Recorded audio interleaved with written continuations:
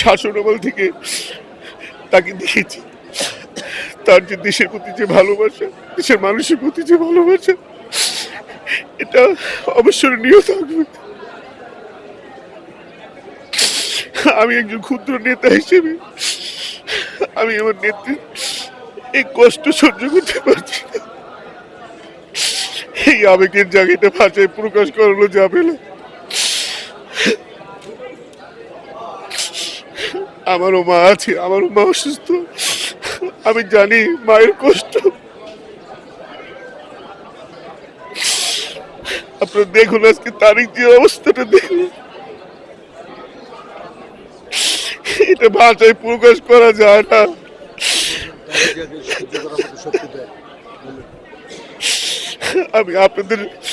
আমি আপনাদের মাধ্যমে দেশবাসীর কাছে জানাতে চাই, আপনারা আমার নেতা। নিরাহার হয়ে গেছে, আমি একদম করে অসুস্থ, এমন অসুস্থ হয়েছি না। আজকেও আমি অ্যাক্সিডেন্ট হয়েছি। আমি কাছে আমি দেখতে যাবো, কালকে রাইটা দেখতে পারছি না, টিভিতে দেখছি, দেখে কান্দাকাটি করছি ঘরে। এতটুক বাবা, আর কি বুঝছেন। লোক চট্টগ্রাম থেকে আসছি। আমি বিএনপি রাজনীতি থেকে জড়িত, শহীদ জিয়াউর রহমানের সময় থেকে চট্টগ্রাম পলিটেকনিক ভিপি ছিলাম। কালকে উনি যে বিদায় নিয়েছেন, এই বিদায়ের অনুভূতিটা কোনো সাধারণ মানুষ, কোনো নেতা ভাষায় প্রকাশ করতে পারবে না, কারণ এটা ভাষায় প্রকাশ করার মতো জিনিস নয়।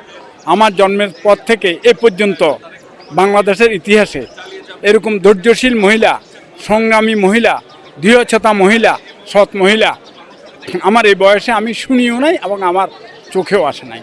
উনি যে আদর্শ রেখে গেছেন দেশ ও জাতির কাছে, সে আদর্শ সবাই উচিত লালন পালন করে নিজের ব্যক্তি জীবনে সততা, দৃঢ়তা প্রতিষ্ঠিত করা এবং কারোর সাথে আপোষ না করা। উনি কোনোদিন অন্যায়ের সাথে আপোষ করেন নাই। উনার উপর অনেক রাজনৈতিকভাবে নির্যাতন করা হয়েছে, উনাকে জেল জুলমে ঢুকানো হয়েছে, উনাকে চিকিৎসার সুযোগ দেওয়া হয় নাই। আজকে উনার এই বয়সে ধুকে ধুকে মৃত্যুর জন্য শেখ হাসিনাই দায়ী। উনাকে যে জেলখানায় রাখি চিকিৎসার নামে অপচিকিৎসা করে উনাকে মৃত্যুর মুখে ঠেলে দিয়েছে। যাক, আলহামদুলিল্লাহ, আল্লাহ পাক উনাকে যে সম্মান দিয়েছেন এটা এই উপমহাদেশে বিরল।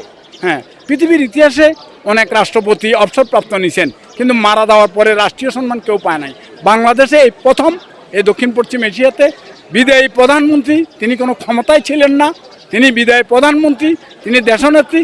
এবং বাংলাদেশের সরকার, রাষ্ট্রীয় কাঠামো, বাংলাদেশের জনগণ, বাংলাদেশের সর্বস্তরের লোকজন, সেনাবাহিনী থেকে আরম্ভ করে সবাই উনার প্রতি আন্তরিক এবং শ্রদ্ধা দেখেছেন। উনি যদি জীবদশায় এই জিনিসটুকু উনি দেখতেন, উনি আরও আবেগপ্রবূত হইতেন যে মানুষ যে উনাকে এত ভালোবাসে উনি কল্পনা করতে পারছেন কিনা আমার জানা নাই। তাই আমি সবার কাছে জানাই, আল্লাহর কাছেও দোয়া করি বেগম খালেদা জিয়াকে আল্লাহ পাক যেন জান্নাতবাসী করেন। অবশ্যই কালকে 2 কোটি জনতার মধ্যে একজন মজলুম জনতাও যদি আল্লাহর কাছে বলে থাকেন আল্লাহ মজলুমের প্রার্থনা কবুল করেন, উনি অবশ্যই জান্নাতে বাসী। আমি কালকে জানাজা পড়েছি, এখন শহীদ প্রেসিডেন্ট জিয়াউর রহমানের মাজারে আসছি। উনার পাশে উনি বেগম জিয়া সাহিত্য, আলহামদুলিল্লাহ। এখানে বিভিন্ন পেশা, শ্রেণী পেশার মানুষ আসছেন, ওরা দোয়া করতেছেন, মুনাজাত করতেছেন এবং এটা যুগ যুগ ধরে চলবে। আমি শেষ আবেদন রাখবো দেশবাসীর কাছে, বেগম জিয়ার স্বপ্ন গণতন্ত্র প্রতিষ্ঠার, মানুষের অধিকার প্রতিষ্ঠার এবং নির্যাতিত মানুষকে ভালোবাসার প্রতিষ্ঠা। বেগম জিয়ার স্বপ্ন, সেই স্বপ্ন যদি আপনারা স্বীকার করেন, দেশবাসী মানেন, তাহলে আগামী নির্বাচনে ধানের শীর্ষে ভোট দিয়ে দেশের মানুষকে ভালোবাসার খেদমত করার এবং দেশের মানুষের পাশে দাঁড়ানোর জন্য তারেক জিয়াকে আপনারা সেই সুযোগ দেন।